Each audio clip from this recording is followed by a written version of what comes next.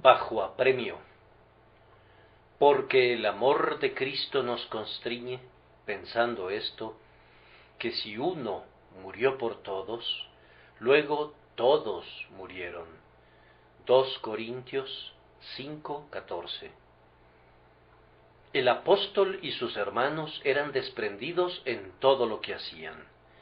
Pablo podía decir de sí mismo y de sus hermanos que, aun cuando variaran sus modos de acción, siempre conservaban el mismo objetivo a la vista, vivían únicamente para promover la causa de Cristo y bendecir a las almas de los hombres.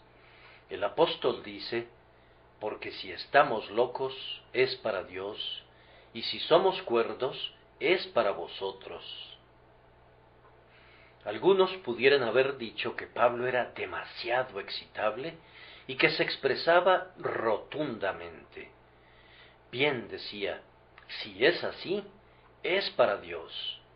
Otros pudieran haber notado que la facultad de razonamiento de Pablo era sumamente poderosa y pudieran haber pensado que era fríamente argumentativo. Pero, decía Pablo, si somos cuerdos, es para vosotros. Visto desde algunos ángulos, el apóstol y sus colaboradores deben de haber parecido fanáticos delirantes, comprometidos en una empresa quijotesca, que estaban medio desquiciados, si es que no lo estaban por completo. Uno que había oído al apóstol contar la historia de su conversión exclamó: «Estás loco, Pablo, las muchas letras te vuelven loco». Y, sin duda, muchos que vieron el cambio singular en su conducta y que sabían a lo que había renunciado y lo que había soportado por su nueva fe, hubieron de concluir lo mismo. Pablo no se sentiría en absoluto ofendido por ese veredicto, pues recordaría que su Señor y Maestro había sido acusado de locura y que incluso los propios parientes de nuestro Señor habían dicho: «Está fuera de sí». A Festo le había respondido: «No estoy loco, excelentísimo Festo, sino que hablo palabras de verdad y de cordura». Y a algunos impugnadores de Corinto les había dado todavía una respuesta más amplia: «Bienaventurados quienes son acusados de estar locos debido a su celo por la causa de Jesús». Ellos tienen una respuesta más que satisfactoria cuando pueden decir: si estamos locos, es para Dios. No es algo inusual que los locos piensen que los demás están locos, y no es algo extraño que un mundo loco acuse de ser necios y lunáticos a los únicos seres moralmente sanos que habitan en medio de los hombres. Pero la sabiduría es justificada por sus hijos. Si otros asediaban al apóstol con alguna otra acusación, insinuando que su locura era metódica, que el hecho de que a todos se hubiera hecho de todo mostraba un exceso de prudencia y que sin duda era un medio para un fin, sugiriendo que ese fin era un deseo de poder, Pablo les podía responder de manera sumamente contundente: si somos cuerdos, es para vosotros. Pablo había actuado tan desinteresadamente que podía apelar a la iglesia de Corinto, pidiéndoles que dieran testimonio de que no buscaba lo que era de ellos, sino a ellos, y que si había juzgado sus desórdenes con gran cordura, había sido por causa de ellos. Para todo lo que hacía, o sentía, o sufría, o decía, tenía un solo designio, y ese designio era la gloria de Dios en el perfeccionamiento de los creyentes y en la salvación de los pecadores. Todo ministro cristiano debería ser capaz de usar las palabras del apóstol sin la más mínima reserva. Sí, y todo cristiano debería ser capaz de decir también lo mismo: si estoy excitado, es en defensa de la verdad. Si soy cuerdo, es por el mantenimiento de la santidad. Si parezco extravagante, es porque el nombre de Jesús enardece lo más íntimo de mi alma. Y si soy de espíritu moderado y disposición reflexiva, es para poder promover de la manera más sabia los intereses del reino de mi Redentor.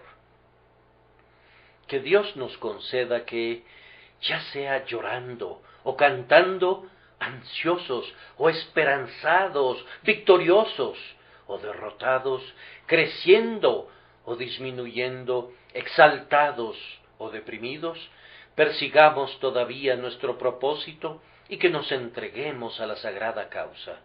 Que vivamos para ver iglesias constituidas por personas que están resueltas a hacer una cosa, y que esas iglesias tengan unos ministros aptos para dirigir a tales personas, gracias a que ellos están dominados también por el mismo propósito sagrado.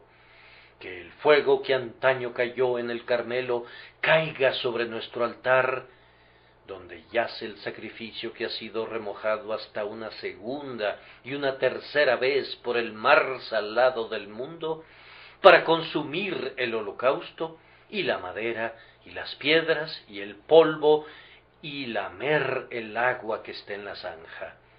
Entonces toda la gente lo verá, y se postrará y clamará: Jehová es el Dios, Jehová es el Dios.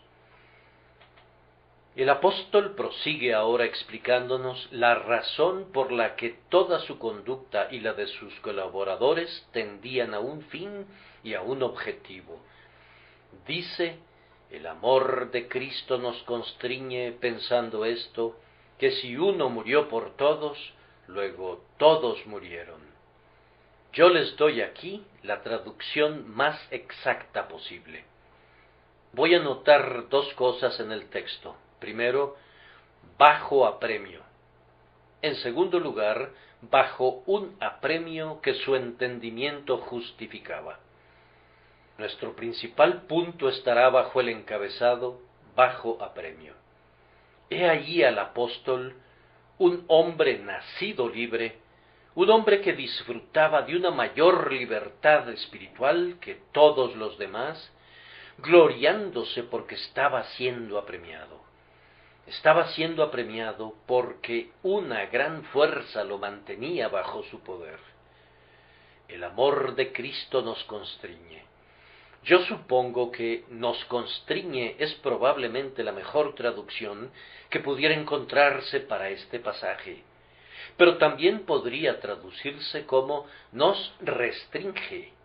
El amor de Cristo restringe a los verdaderos creyentes de ser egoístas y les impide perseguir cualquier otro objetivo que no sea el más sublime. Ya fuera que estuvieran locos o cuerdos, los primeros santos se sometían a una restricción divina, así como un buen barco responde a su timón o un caballo obedece a la rienda. No carecían de la fuerza restrictiva para prevenir la más mínima sujeción a motivos impuros. El amor de Cristo los controlaba y los sometía a su poder.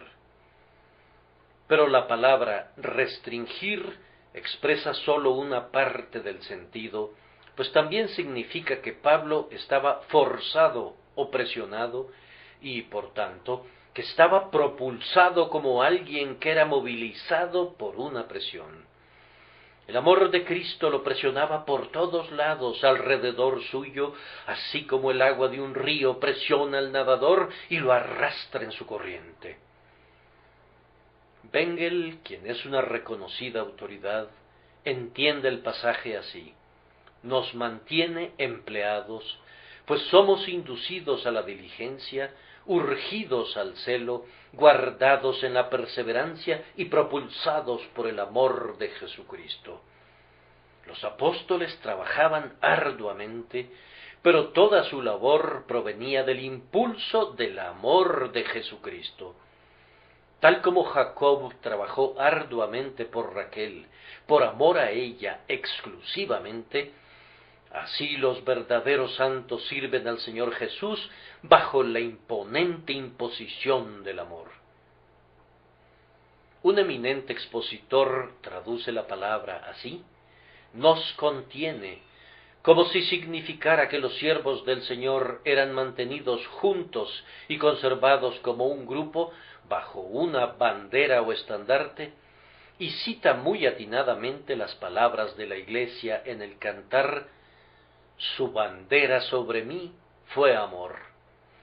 Así como los soldados son juntados y reagrupados bajo la bandera, así los santos son sustentados en la obra y en el servicio a su Señor por el amor de Cristo que los constriñe a soportar todas las cosas por la causa de los elegidos y por la gloria de Dios.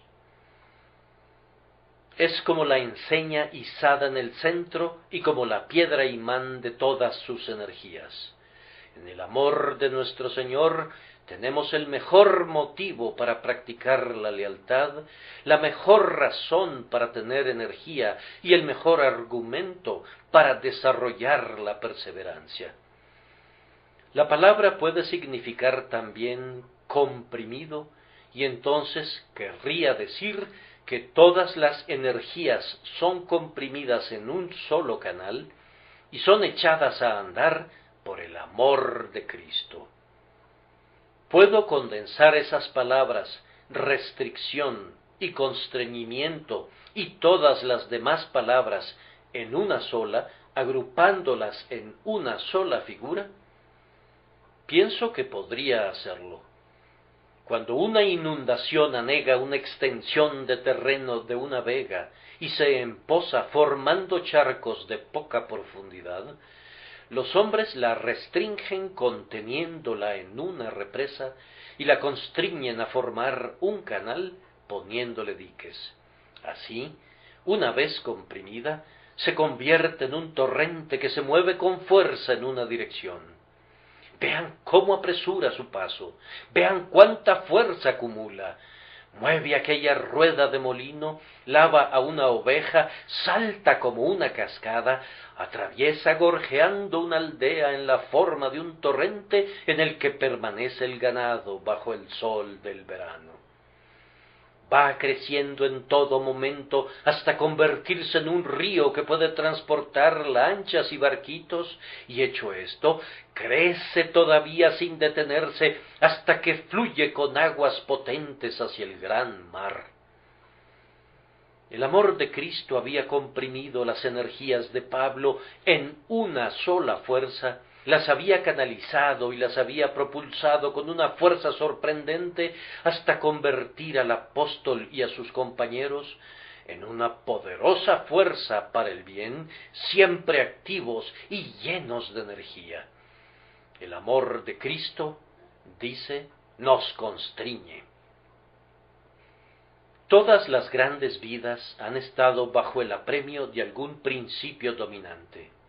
Un hombre que es inconstante y que no persevera en nada es un don nadie. Un hombre que desperdicia la vida en caprichos y fantasías, en ocios y placeres, nunca logra nada. Se desliza sobre la superficie de la vida sin dejar una mayor huella sobre su época que la que deja un pájaro en su vuelo en el cielo. Pero cuando un hombre se enfoca en algo, se vuelve grande, incluso para lo malo. ¿Qué hizo notable al joven príncipe de Macedonia, Alejandro el Grande, sino la concentración de su mente entera en un deseo de conquista? El hombre no era feliz jamás cuando estaba tranquilo y en paz. Sus mejores días los pasaba en el campo de batalla o en la marcha. Mírenlo apresurarse al frente de batalla, haciendo que el soldado más común se convierta en un héroe al observar el temerario valor de su rey, y entonces entenderán la grandeza del hombre. Él no habría podido ser nunca el conquistador del mundo si no hubiera sido apremiado por la insaciable ambición de conquista. De ella provienen también los Césares y los Napoleones. Son hombres de una sola pieza en su ambición, que están sujetos a una sola pasión de dominio. Ese mismo hecho queda muy claro cuando trasladas el pensamiento a una mejor y más santa esfera. Howard no habría podido ser jamás el gran filántropo que fue, si no hubiese estado extrañamente sujeto al embrujo del amor por los prisioneros. Era más feliz en un hospital o en una prisión de lo que habría sido en la corte o en el sofá de la sala de su hogar. Ese hombre no podía evitar visitar las cárceles. Era un cautivo de la simpatía que sentía por los hombres en cautiverio, y así se pasó la vida buscando su bien. Miren a alguien como Whitefield, o como su colega Wesley. Esos hombres sólo tenían un pensamiento que consistía en ganar almas para Cristo. Su ser entero corría sobre el lecho del río del celo por Dios, que los hacía desbordantes y poderosos como el caudaloso Ródano. Trabajar para Cristo era como un descanso para ellos. Era un honor ser aporreados mientras predicaban, así como ser calumniados por el nombre de Jesús. Un obispado o un asiento en la Cámara de los Lores habrían sido su muerte. Incluso un trono habría sido un potro de tormento si a cambio de ello hubieran tenido que dejar de buscar almas. Esos hombres estaban bajo el dominio de una pasión que no podían resistir y a la que no deseaban restarle vitalidad.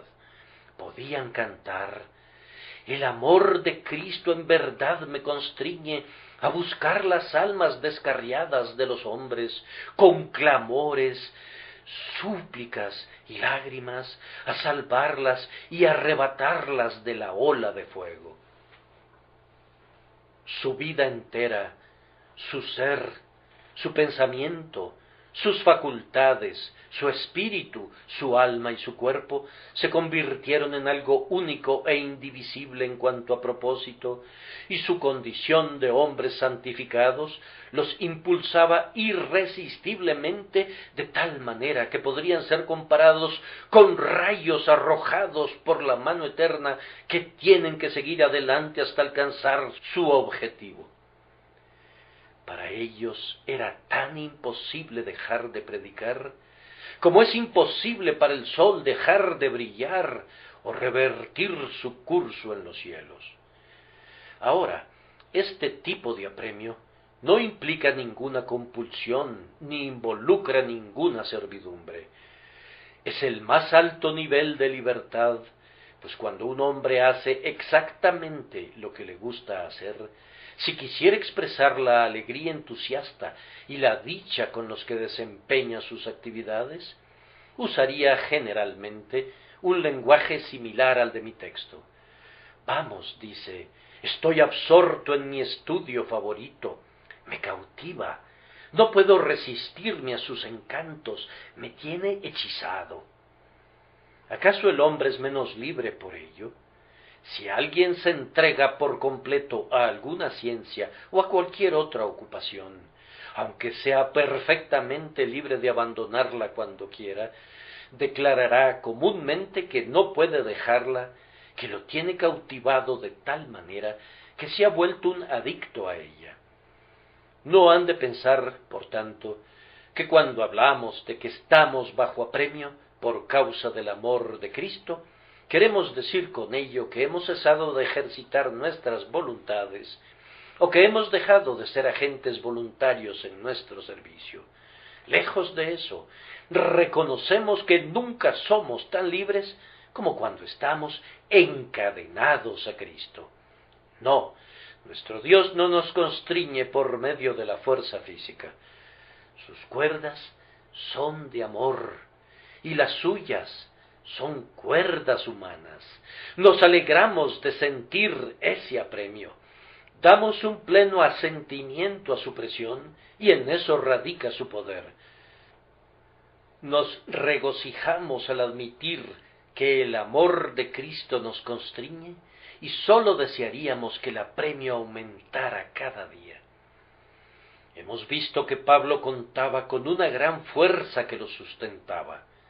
Demos un paso más y notemos que la fuerza apremiante era el amor de Cristo.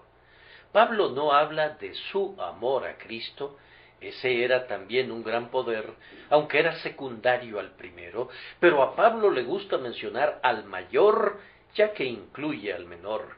El amor de Cristo nos constriñe, esto es, el amor de Cristo por nosotros es la fuerza dominante. Y, oh hermanos, es una dicha someterse a ese poder. Es una fuerza digna de comandar a las mentes más grandes. El amor de Cristo. ¿Quién podría medir esa fuerza omnipotente? Ese amor, de acuerdo a nuestro texto, es más fuerte cuando es visto en su muerte por los hombres. Fíjense en el contexto, pensando esto, que si uno murió por todos, el peculiar despliegue del amor de Cristo, que tuvo una suprema influencia sobre Pablo, fue el amor revelado en su muerte sustitutiva. Piensen en ello por un momento. Cristo, el siempre bendito, a quien no le podía sobrevenir ningún dolor, ningún sufrimiento, ninguna vergüenza, amó a los hombres. ¡Oh, qué amor tan singular! Él ama a los hombres culpables, sí, ama a sus enemigos. Por amor a los pobres hombres caídos, asumió la naturaleza de ellos y se hizo hombre. ¡Cuán maravillosa condescendencia! El Hijo de Dios es también el Hijo de María, y estando en la condición de hombre, se humilla a sí mismo y se despoja a sí mismo. Véanlo siendo llevado ante jueces humanos y siendo condenado injustamente. Véanlo siendo sujetado por los custodios romanos y siendo azotado con el látigo. Contemplen un poco más y véanlo clavado a un patíbulo, colgado como un criminal, abandonado entre escarnios y mofas y crueles miradas y palabras maliciosas hasta morir desangrado, y cuando muere es colocado en un sepulcro.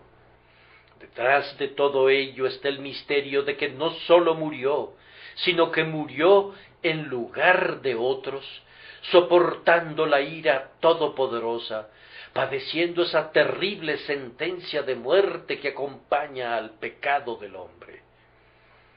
Hay un verdadero amor, en verdad, en el hecho de que el ser infinitamente puro sufriera por los pecadores, el justo por los injustos para llevarnos a Dios. El amor nunca alcanzó una altura tan sublime como cuando condujo a Jesús al madero sangriento para recibir la terrible sentencia de la ley inexorable. Piensen en este amor, amados, hasta sentir su impelente influencia. Era un amor eterno, pues mucho antes que la tierra fuera formada, la palabra eterna ya había fijado sus ojos en su pueblo, y los nombres de ellos ya habían sido grabados en su corazón. Era un amor desinteresado, pues no tenía nada que ganar de parte de sus redimidos. Había suficientes arpas en el cielo y suficientes cantos en la ciudad celestial para que no se necesitara la música de ellos. Se trataba de un amor sumamente libre y espontáneo, pues nadie lo había buscado y nadie había ni siquiera soñado con él.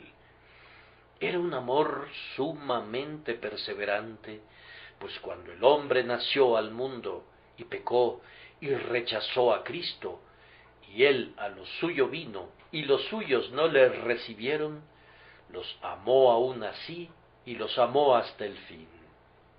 Era un amor, ¿qué diré acerca de ese amor? Si fuera a multiplicar las palabras en vez de alzar sus pensamientos, podría más bien hundirlos. Fue un amor infinito, inmensurable, inconcebible. Sobrepasa el amor de las mujeres, aunque el amor de las madres es fuerte como la muerte y los celos son crueles como el sepulcro. Sobrepasa el amor de los mártires, aunque ese amor ha triunfado sobre la furia de la flama. Todas las otras luces del amor empalidecen en su ineficaz brillantez ante este deslumbrante sol de amor, cuyo calor el hombre puede sentir, pero en cuya suprema luz ningún ojo puede posarse. Él nos amó como Dios. Era nada menos que el propio amor de Dios el que ardía dentro de ese pecho que fue desnudado ante la lanza para redimirnos de descender al abismo. Es esta fuerza, entonces, la que ha tomado posesión de la mente del cristiano y la que, como dice Pablo, nos constriñe. Ahora podemos dar un paso más y decir que el amor de Cristo opera engendrando en nosotros amor por Él. Hermanos amados, yo sé que ustedes aman a nuestro Señor Jesucristo, pues todo su pueblo lo ama.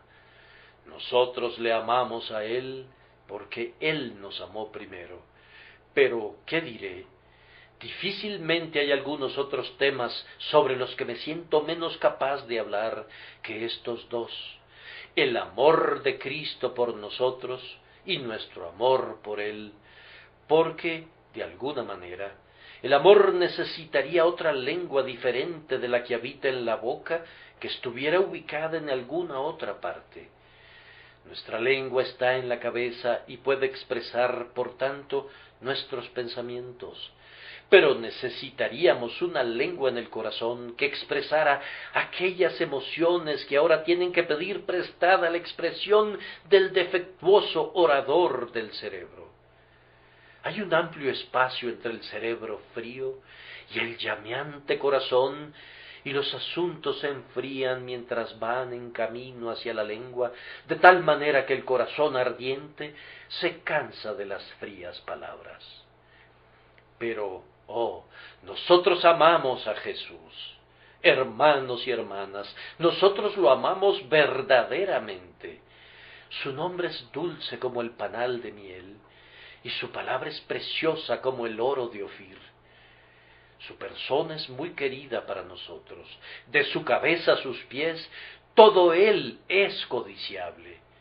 Cuando al fin nos acerquemos a Él y lo veamos, me parece que nos desmayaremos por el exceso de gozo al contemplarlo, y yo soy uno de los que no piden un cielo más allá de una visión suya y de un sentido de su amor. No dudo de que disfrutaremos de todas las armonías, de todos los honores y todos los compañerismos del cielo, pero si todo eso fuese suprimido, no creo que representaría una considerable diferencia para nosotros, siempre y cuando pudiéramos ver a nuestro Señor en su trono y viéramos cumplida su propia oración. Padre, aquellos que me has dado, quiero que donde yo estoy, también ellos estén conmigo para que vean mi gloria. Él es nuestra felicidad, sí, Él es todo en todo.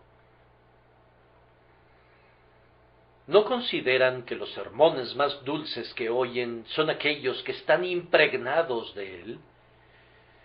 Cuando tengo la oportunidad de oír algunas veces algún sermón, me enferma escuchar los finos intentos que se hacen por diluir el Evangelio con filosofías, o escuchar algunos sutiles ensayos que son mejor descritos como un cascabeleo de elegantes palabras.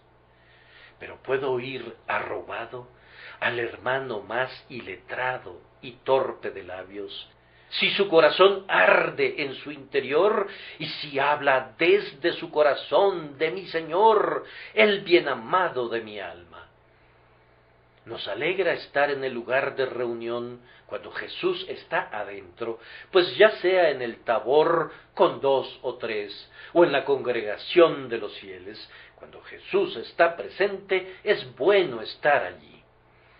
Ese sentimiento de gozo que experimentas cuando oyes hablar sobre Jesús demuestra que tú amas su persona, y tus esfuerzos por divulgar el Evangelio demuestran que amas su causa. El amor de Cristo por ustedes los ha conducido a desear la llegada de su reino y sienten que podrían dar su vida para extender los límites de sus dominios, pues Él es un Rey glorioso y todo el mundo debería saberlo. Oh, que pudiéramos ver a todas las naciones inclinándose ante su cetro de paz. Lo amamos tanto que no podremos descansar nunca hasta que la tierra entera sonría en la luz de su rostro. En cuanto a esta verdad, una parte sustancial de nuestro amor por Cristo se muestra por el apego al Evangelio puro. Yo no tengo mucha paciencia con una cierta clase de cristianos que, en nuestros días, están dispuestos a oír a cualquier persona que predica en tanto que puedan decir: él es muy hábil, es un excelente predicador, un hombre de genio, un orador nato. ¿Acaso es habilidad hacer que una falsa doctrina sea grata al paladar?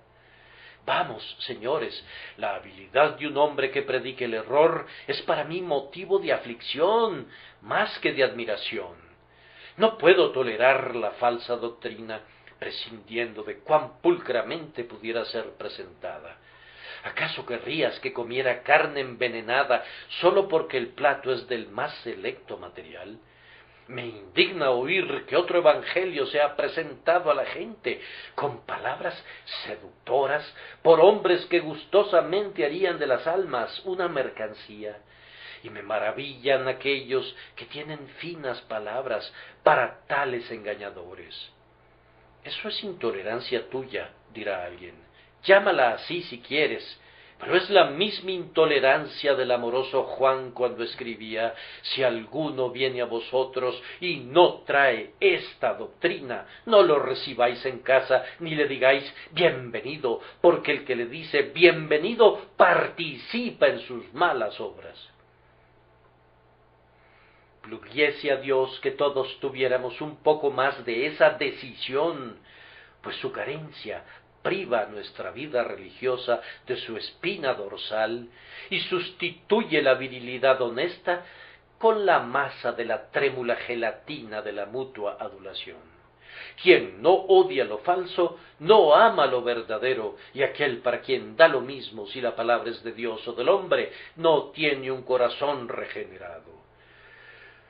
Oh, si algunos de ustedes fueran como sus padres, no habrían tolerado en esta época las carretadas de basura bajo las que el Evangelio ha sido sepultado últimamente por ministros elegidos por ustedes mismos. Habrían arrojado fuera de los púlpitos de sus iglesias a los hombres que son enemigos de las doctrinas fundamentales, pero que son lo suficientemente astutos para convertirse en sus pastores y para socavar la fe de una generación voluble y superficial. Esos hombres se roban los púlpitos de iglesias otrora ortodoxas, porque de otra manera no tendrían acceso a ningún púlpito en absoluto. Su impotente teología no puede despertar por sí misma el suficiente entusiasmo que les permitiera construir una ratonera a costa de sus admiradores, y por tanto profanan las casas que sus antepasados construyeron para la predicación del Evangelio y descarrían a las organizaciones de comunidades antes ortodoxas para promover su infidelidad. Yo la llamo en claro inglés por ese nombre, pues el pensamiento moderno no es ni una pizca mejor, y de esos dos males yo le doy la palma a la infidelidad, pues es menos engañosa. Le pido al Señor que les devuelva a las iglesias mucho amor por su verdad, para que puedan discernir los espíritus y echar fuera a quienes no son de Dios. Comparto algunas veces el sentimiento de Juan, de quien se dice que, aunque era el más amoroso de todos los espíritus, con todo, era el más decidido de todos por la verdad. Y cuando fue a los baños y encontró que el hereje Cerinto estaba allí, se apresuró a salir del edificio, pues no aceptaría quedarse en el mismo sitio con él. Hay algunas personas con quienes no deberíamos tener ninguna comunión, es más, con quienes ni siquiera deberíamos compartir el pan, pues aunque esa conducta pareciera severa y dura, es según la mente de Cristo, pues el apóstol hablaba por inspiración cuando dijo: mas si aun nosotros, o un ángel del cielo, os anunciare otro evangelio diferente del que os hemos anunciado, sea anatema. De acuerdo al afeminamiento moderno deberíamos decir que se le hable amablemente en privado, pero les ruego que no hagan revuelo. No cabe duda de que el buen hermano piensa muy originalmente y no deberíamos cuestionar su libertad. Sin duda, él cree lo mismo que nosotros, solo que hay una pequeña diferencia en cuanto a los términos. Eso es una traición a Cristo, una infidelidad a la verdad y una crueldad para con las almas. Si amamos a nuestro Señor, guardaremos sus palabras y nos apegaremos a la fe, abandonando a los falsos maestros, lo cual no es inconsistente con la caridad, pues el amor más verdadero por los que yerran no es fraternizar con ellos en su error, sino ser fieles a Jesús en todas las cosas. El amor de Jesucristo genera en los hombres una profunda adhesión al Evangelio, especialmente a las doctrinas que se aglutinan en torno a la persona de nuestro Señor, y yo pienso que más especialmente a esa doctrina que es la piedra angular entre todas, es decir, que Cristo murió en lugar de los hombres. El que toca a la doctrina de la sustitución toca a la niña de nuestros ojos. Quien la niega le roba a nuestra alma su única esperanza, pues de allí recibimos toda nuestra consolación para el presente y nuestra expectativa para los días venideros. Entonces, una gran fuerza sustentaba al apóstol, y esa fuerza era el amor de Cristo, que a su vez producía en él amor por Cristo. Ahora, esta fuerza actúa proporcionalmente en los creyentes. Actúa más o menos en todo cristiano, pero difiere en grado. Todos nosotros estamos vivos, pero el vigor de la vida difiere grandemente en un tísico y en un atleta, y de igual manera el amor de Jesús actúa sobre todos los hombres regenerados, pero en diferente medida. Cuando un hombre es perfectamente influenciado por el amor de Cristo, es un perfecto cristiano. Cuando el hombre está de manera creciente bajo la influencia del amor de Cristo, es un cristiano en crecimiento. Cuando el hombre es afectado sinceramente por el amor de Cristo, es un cristiano sincero. Pero aquel hombre sobre quien el amor de Cristo no tiene ningún poder, no es un cristiano en absoluto. Yo pensaba, dirá alguno, que la fe era el punto principal. Cierto, pero la fe obra por amor, y si tu fe no obra por amor, no es la fe que salva al alma. El amor nunca deja de florecer ahí donde la fe echa sus raíces.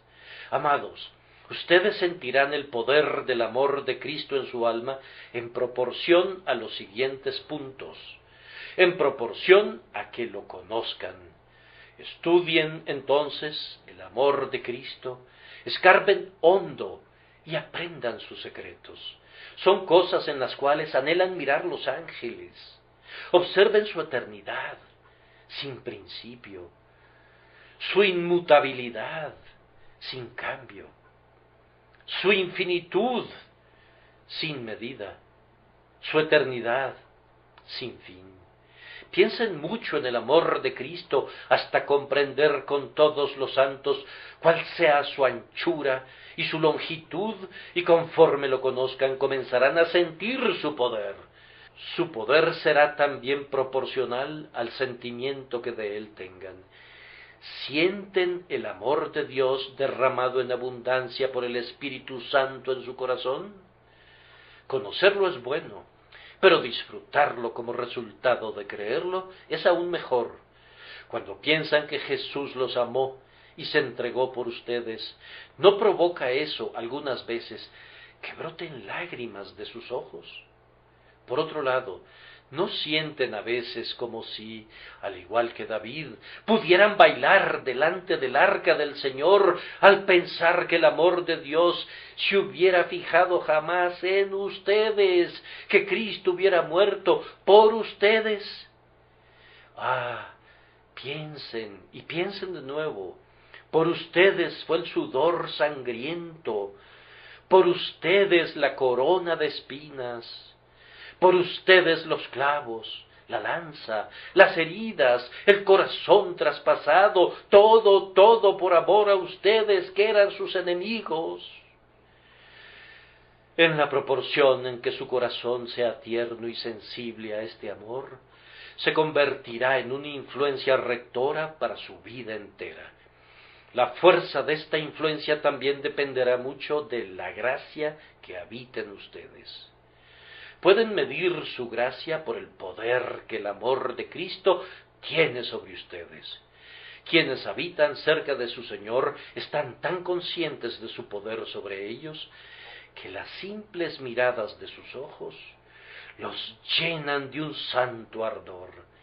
Si poseen mucha gracia, serán movidos grandemente por el amor que les proporcionó esa gracia y serán asombrosamente sensibles a ella. Pero quien posee poca gracia, que es el caso de no pocas personas, puede leer la historia de la cruz sin emoción y contemplar la muerte de Jesús sin sentimiento.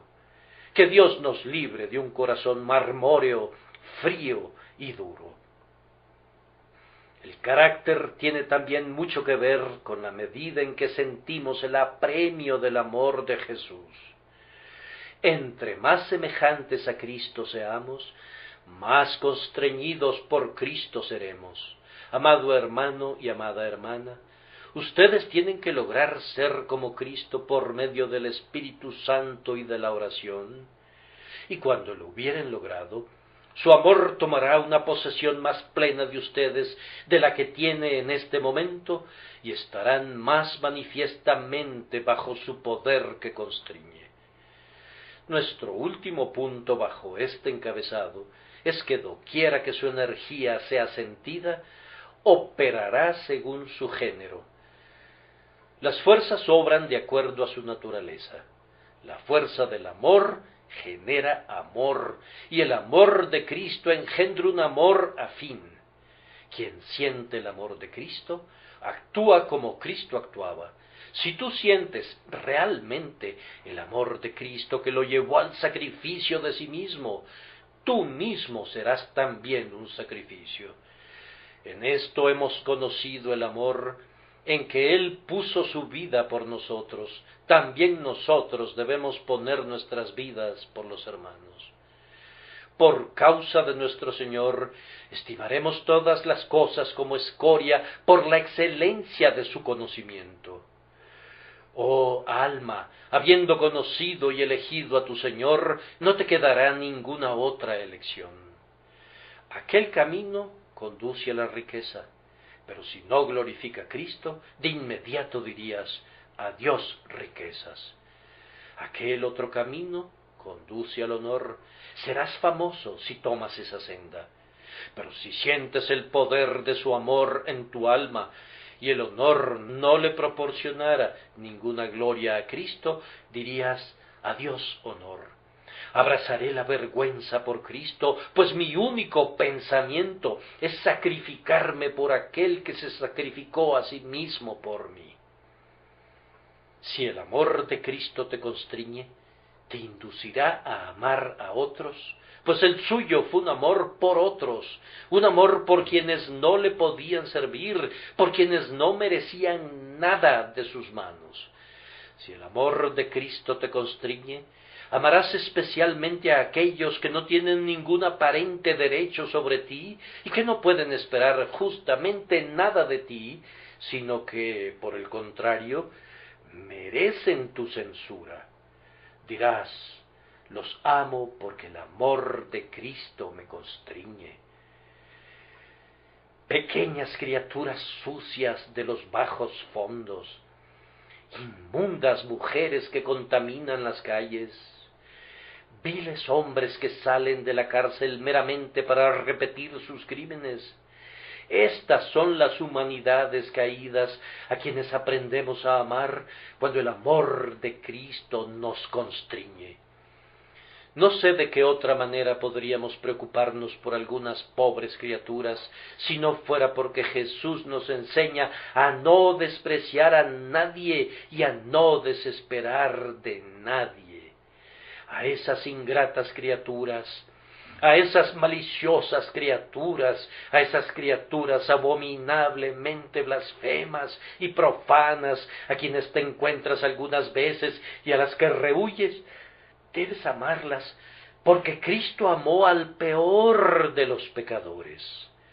Su amor por ti debe reflejarse en tu amor por los más indignos y los más viles. Él es tu sol, tú has de ser como la luna para la noche del mundo. El amor de Jesucristo es un amor práctico. Él no amaba únicamente en pensamiento y en palabra, sino de hecho y en verdad. Y si el amor de Cristo nos constriñe, dedicaremos nuestras almas a la obra y al servicio del amor. Nos pondremos a trabajar realmente por los hombres, daremos limosnas de nuestra riqueza, soportaremos nuestra medida de sufrimiento y dejaremos muy en claro que nuestro cristianismo no es de meras palabras, sino de claras obras. Seremos como el becerro del holocausto que es colocado sobre el altar para ser consumido enteramente. No consideraremos nada excepto cómo podremos ser completamente consumidos por el celo de la casa de Dios, cómo sin reserva de ninguna facultad podremos ser enteramente consumidos en el servicio de nuestro Señor y Maestro. Que el Señor nos conduzca a eso. El apremio del que hemos hablado fue justificado por el entendimiento del apóstol, porque el amor de Cristo nos constriñe pensando esto. El amor es ciego. Un hombre puede decir que en los asuntos del amor él ejerce una tranquila discreción, pero yo me permito ponerlo en duda. Sin embargo, en el amor por Cristo puedes dejarte llevar de inmediato, puedes ser tan ciego como quieras, y con todo, actuarías según el más sano juicio. El apóstol dice cálidamente, el amor de Cristo nos constriñe, y con todo agrega con frialdad, pensando esto. Cuando el entendimiento es la base del afecto, entonces el corazón del hombre es arreglado y su conducta se vuelve ejemplar en un alto grado. Así es aquí. Hay una firme base de juicio. El hombre ha sopesado y juzgado el asunto tanto como si el corazón estuviera fuera, pero la conclusión lógica es de una emoción tan completamente absorbente y de un afecto tan dominador como si el entendimiento quedara fuera del asunto.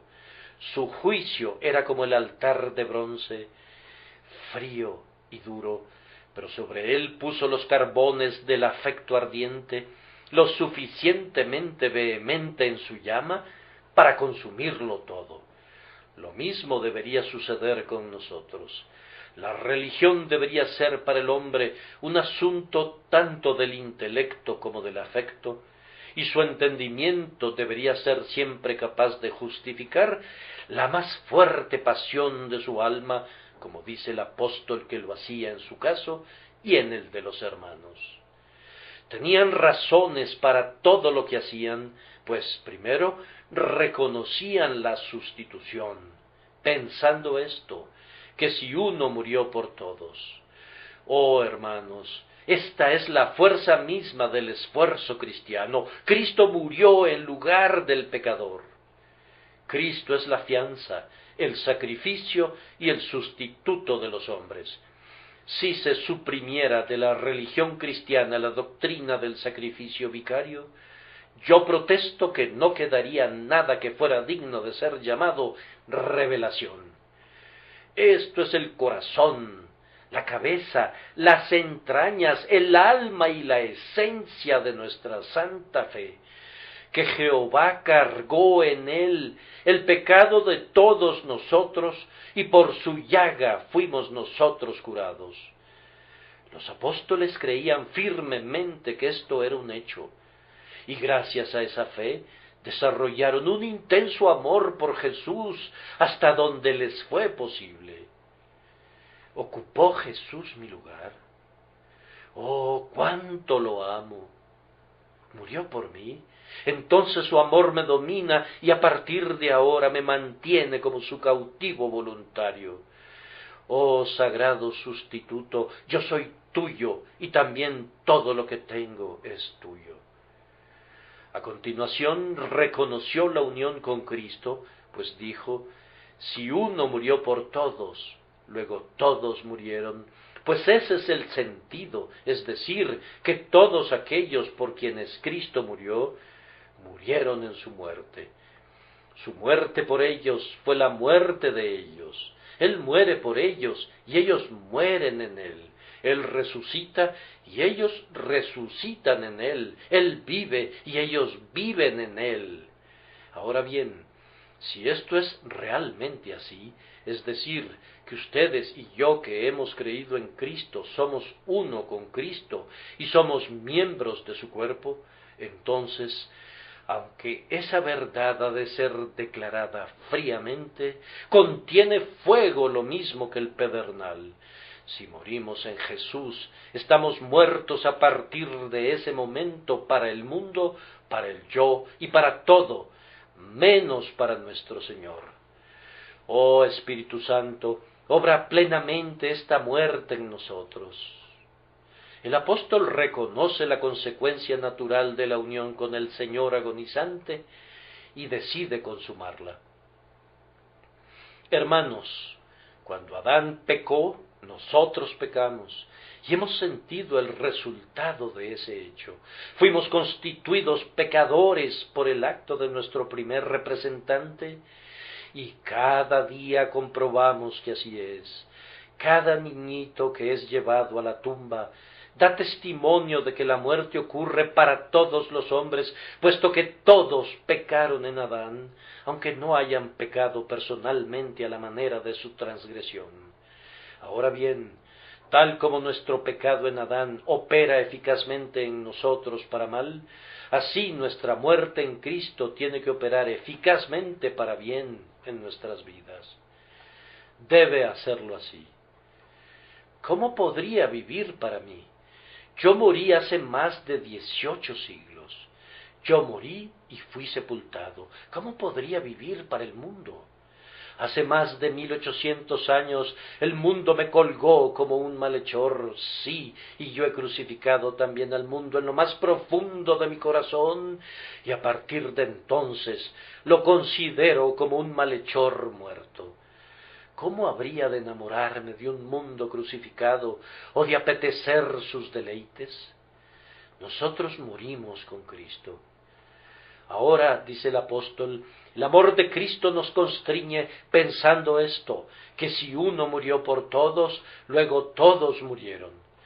Todos los que estaban en Cristo, aquellos por quienes murió, murieron cuando Él murió, con todo lo que eso conlleva, para que los que viven ya no vivan para sí, sino para aquel que murió y resucitó por ellos. Somos uno con Cristo, y lo que Él hizo por nosotros, nosotros lo hicimos en Él, y por tanto estamos muertos porque Él murió. Por esa razón no debemos vivir más de la antigua manera egoísta, sino que debemos vivir solo para el Señor. Esa es la base sobre la cual descansa el intelecto, y entonces los afectos se entregan a la sagrada fuerza del amor agonizante de Jesús. Concluyo con las siguientes reflexiones, exponiéndolas muy brevemente. La primera reflexión es: cuán diferente es la conclusión del apóstol de la de muchos profesantes. Ellos dicen: si Cristo murió una sola vez por todos, y así completó la obra de mi salvación, entonces yo soy salvo, y puedo sentarme cómodamente y gozarme, pues no hay ninguna necesidad de esfuerzo ni de preocupación.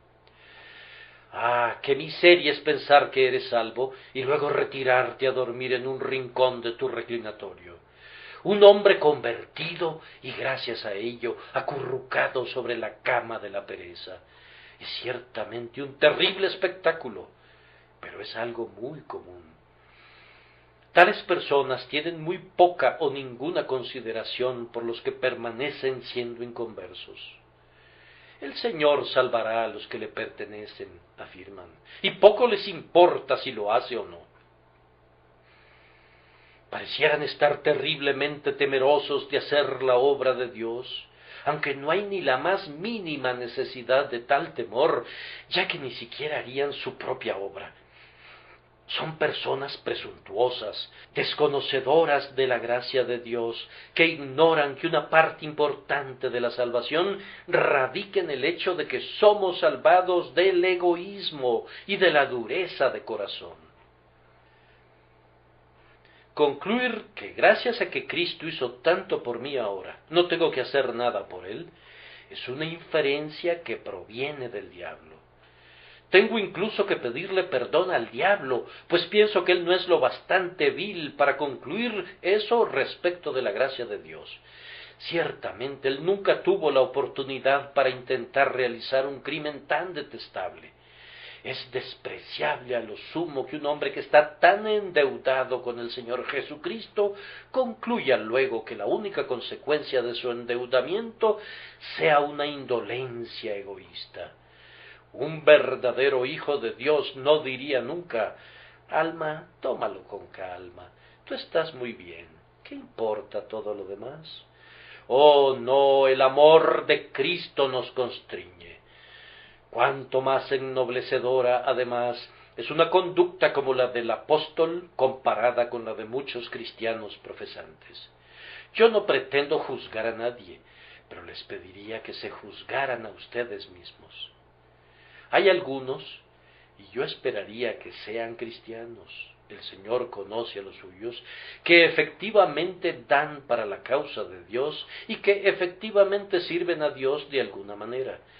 Pero el principal pensamiento de su vida no es Cristo, ni es su servicio, sino que sigue siendo todavía la ganancia de riquezas. Ese es su principal objetivo, y todas sus facultades están orientadas en esa dirección. Hay otros miembros de la Iglesia, quiera Dios que no los juzguemos, cuyo gran pensamiento es el éxito en su profesión.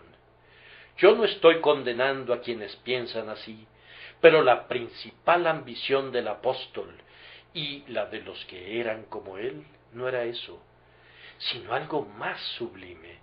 El principal objetivo de todos nosotros no debería ser nada del yo, sino servir a Cristo. Debemos estar muertos a todo, menos a la gloria de nuestro Señor, viviendo con esta meta ante nosotros, con ese premio por el que debemos esforzarnos, que Cristo sea glorificado en nuestros cuerpos mortales, en nuestro negocio, en nuestros estudios y en todo. Nuestro lema debe ser: Cristo, Cristo, Cristo. Ahora bien, ¿acaso no es una cosa mucho más noble que el hombre viva enteramente para Cristo y no para las riquezas, ni para el honor, ni para uno mismo en cualquier forma? Como a sensatos os hablo, juzgad vosotros lo que digo. ¿No piensan también que un propósito como este proporciona mayor paz al espíritu? La gente va a juzgar nuestra conducta, y tengan la seguridad de que juzgarán tan severamente como puedan. Si nos ven celosos y abnegados, dirán de nosotros: vamos, ese hombre está loco. Eso no nos importaría mucho si pudiéramos replicar: es para Dios. Y si dijeran: oh, ustedes, viejos estirados, cuán solemnes son ustedes, no nos ofenderíamos si pudiéramos replicar: ah, pero es por el bien de otros que soy cuerdo. Ustedes estarían muy poco turbados por las agudas críticas si supieran que su motivación es enteramente generosa. Si vivieran para Cristo, y sólo para Cristo, no los abatirían nunca toda la animadversión de los hombres o de los demonios. ¿No piensan que una vida invertida únicamente para Jesús es más digna de ser considerada retrospectivamente al final que cualquier otro tipo de vida? Si se llaman cristianos, ¿cómo juzgarían una vida invertida en hacer dinero? No puede pasar mucho tiempo antes de que encojan sus pies en la cama y entreguen su alma a Dios. Ahora, supongan que están sentados completamente solos en su habitación, elaborando la hoja del balance final de su mayordomía. ¿Cómo se vería si tuvieran que confesar: he sido un cristiano profesante, mi conducta ha sido externamente decente y respetable, pero mi propósito primordial no fue la gloria de mi Señor? He vivido con el objetivo de juntar muchos miles de pesos, y lo he conseguido. ¿Quisieras quedarte dormido y morir con eso como la consumación de tu vida? ¿O ha de ser: he vivido para levantar en alto mi cabeza en la sociedad, pagar lo que me corresponde y dejar un poco para mi familia? ¿Te dejaría satisfecho eso como tu reflexión postrera? Hermanos, no somos salvados por nuestras obras, pero estoy hablando ahora sobre la consolación que un hombre puede extraer al considerar su vida pasada. Supongan que hubiera sentido el poder de mi texto y que fuera capaz de decir: he sido capacitado por la gracia de Dios, a la cual doy toda la gloria, para consagrar todo mi ser a la entera glorificación de mi Dios y Señor, y por muchos que hubieran sido mis errores, y son muchos, y mis descarríos y fallas, y son incontables, con todo, el amor de Cristo me ha constreñido, pues yo juzgué que morí en Él, y desde entonces he vivido para Él. He peleado la buena batalla, he guardado la fe. Vamos, me parece que valdría la pena morir de esa manera. Ser constreñido por el amor de Cristo produce una vida heroica, exaltada, ilustre. No, tengo que bajarme de esas sublimes palabras. Es la vida que todo cristiano debería vivir. Es una vida que todo cristiano tiene que vivir si realmente es constreñido por el amor de Cristo, pues el texto no dice que el amor de Cristo debería constreñirnos, sino declara que en verdad nos constriñe.